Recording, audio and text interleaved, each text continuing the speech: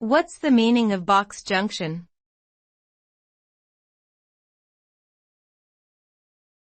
Box junction.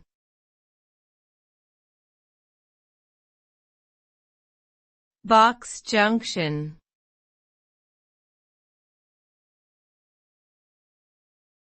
Box junction.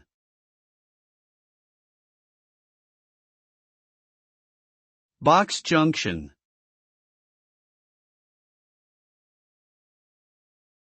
A box junction is a type of traffic control measure used at intersections to prevent gridlock and blockages.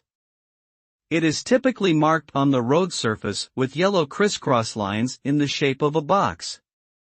The junction is designed to ensure that no vehicle enters or stops within the boxed area unless their exit is clear. If a driver enters a box junction when their exit isn't clear, they could be fined for a traffic violation. This ensures that traffic continues to flow smoothly through the intersection and reduces the risk of accidents.